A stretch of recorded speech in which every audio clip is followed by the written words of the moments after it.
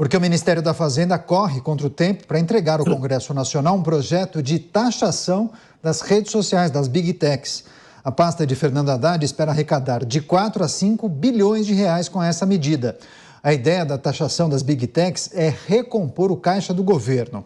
As plataformas alegam que já são tributadas no Brasil quando fecham um contrato de publicidade, por exemplo, e criticam essa medida. A área econômica trata o tema com cautela, para que a medida não seja usada para embates políticos ou que acabe desgastando o governo. Você, Cristiano Beraldo, governo federal, tem o plano de taxar as redes sociais. Agora, é natural que a gente faça um debate sobre isso e que tenha algum tipo de desgaste para o governo federal. Daqui a pouco vai ter até meme, né, Beraldo? Quem poderia imaginar, não é, Caniato? Taxar as redes sociais. Que surpresa, né? Esse governo querer taxar essas coisas assim.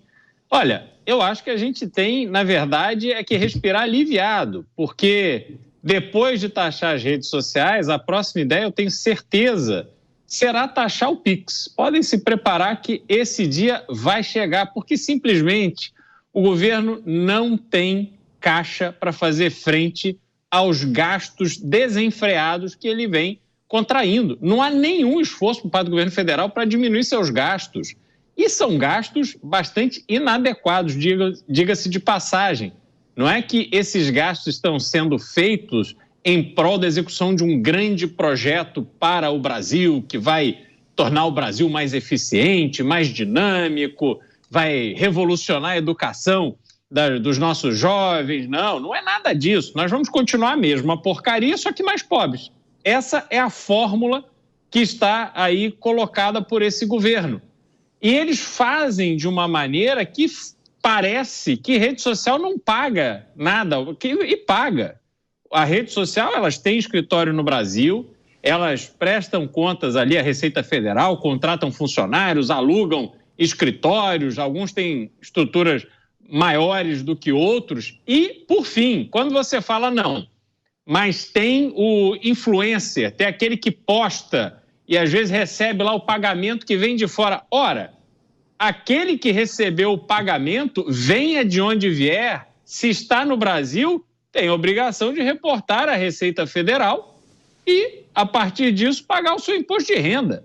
Então, não é que tem almoço grátis nesse negócio de rede social, não é isso. Só que o Brasil é esse antro do atraso. Aliás, aproveito para fazer um gancho com o que disse o Mota no comentário anterior sobre a realidade de emprego entre Brasil e Estados Unidos, que passa por isso.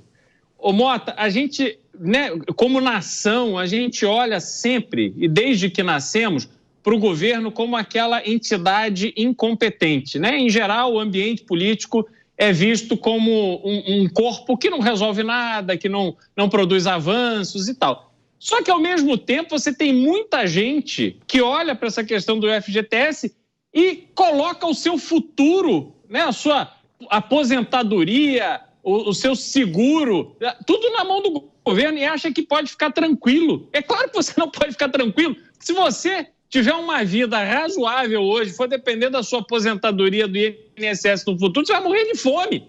Velho doente com fome. É isso que vai acontecer com você. Então, quando a gente olha para essa sanha arrecadatória do governo, tem a ver em financiar essa ineficiência, essa incompetência. Isso é um grande absurdo. Espero que tenha um debate muito profundo no Congresso Nacional para impedir esse tipo de iniciativa. Pois é, além dessa cobrança de impostos que o Beraldo se referiu para o pagamento daqueles que produzem conteúdos nas redes sociais, muitas das redes vendem anúncios, né?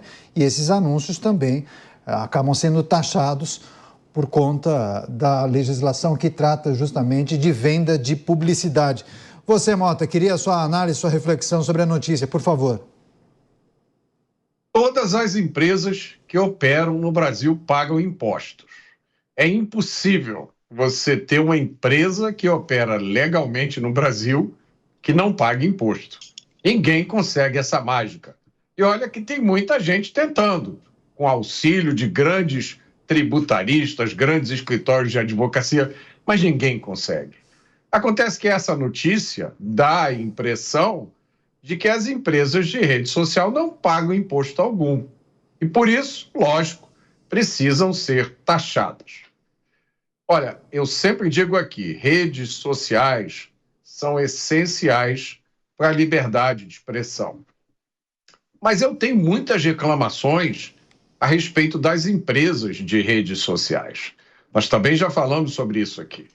Há muito tempo, as redes sociais resolveram agir como censores, muito antes de se falar de regulamentação de redes sociais. Só que elas só censuram uma determinada parte do espectro político, a parte que está do lado direito. Quem é liberal ou conservador, há muito tempo já se acostumou a ter conta cancelada, a ter postagem censurada, né? Receber aquele avisozinho, a sua postagem não obedece às diretrizes da comunidade. Só que eles não dizem qual foi a diretriz que você violou, o que tem de errado na sua postagem, né? Muitas vezes dão uma banana para você e você que se vire. Ou, o pior caso de todos, colocam você no famoso shadow ban. O shadow ban é um quartinho escuro onde eles colocam você. Aparentemente está tudo certo com as suas redes, elas estão funcionando muito bem, mas subitamente ninguém tem mais acesso ao que você postou. Com exceção recente da rede X, o antigo Twitter, que mudou depois que foi comprada pelo Elon Musk, e por isso o Elon Musk está levando chumbo no mundo inteiro, está sendo chamado dos piores nomes. Com exceção do X, as outras empresas de redes sociais nunca esconderam a sua tendência para a esquerda, a sua tendência progressista, a sua tendência woke. Nunca disfarçaram a sua ânsia de impedir, de diminuir, de reduzir qualquer tipo de manifestação que quebre esse coro, entre aspas, progressista. Portanto, nesse caso, pelo menos, talvez, essas empresas agora estejam colhendo exatamente o que plantaram. Você, Luiz Felipe Dávila, governo federal, prepara um projeto com o objetivo de taxar as redes sociais. A gente não sabe ao certo quais serão os dispositivos que estarão nesse projeto, mas há alguns meses eu me lembro que a gente chegou a tratar disso aqui no programa e fala-se em algumas possibilidades, alguns dispositivos que fariam parte dessa conta, né, para você chegar a uma alíquota ou a criação desse imposto adicional. Mas fala-se no pagamento pelo uso da rede de telefonia, a criação de uma contribuição para o jornalismo, cobrança de uma taxa de vídeo on demand e também a aplicação de um imposto sobre a renda daquela companhia na atuação aqui no território nacional. Dávila.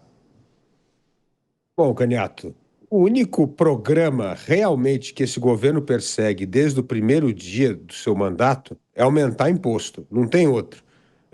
Evitar cortar gasto e aumentar imposto. Então só existe um lado, como aumentar a receita. E é um caça-níquel, como aumenta a receita. Depois o governo fica chateado que fazem memes com o ministro, mas eu vou fazer o quê? É um prato cheio para se fazer isso, tá certo?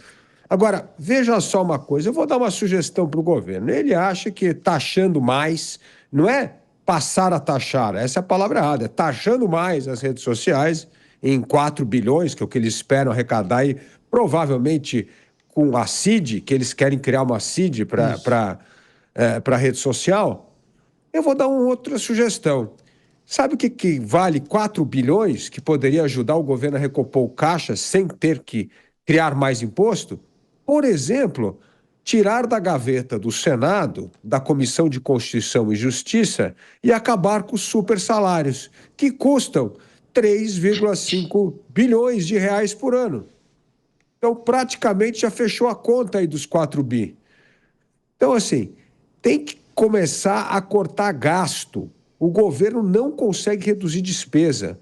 E isso é um enorme problema, porque esse corporativismo público e privado, porque também subsídio, regime especial, taxação, diferenciada, acaba, evidentemente, sobrecarregando o outro setor que tem que pagar a meia entrada para esse setor que foi beneficiado pelo governo. Então, veja só o que está acontecendo. O gasto do Estado brasileiro é tão elevado hoje que a taxa de investimento público, Caniato, que é fundamental, caiu nos últimos 30 anos de 16% do PIB para 2%. 2% do PIB, a taxa de investimento mais baixa da história do Brasil. E por que ocorreu isso? Porque o governo continua a gastar dinheiro para financiar um Estado caro, ineficiente e, evidentemente, que presta péssimo serviço para a população.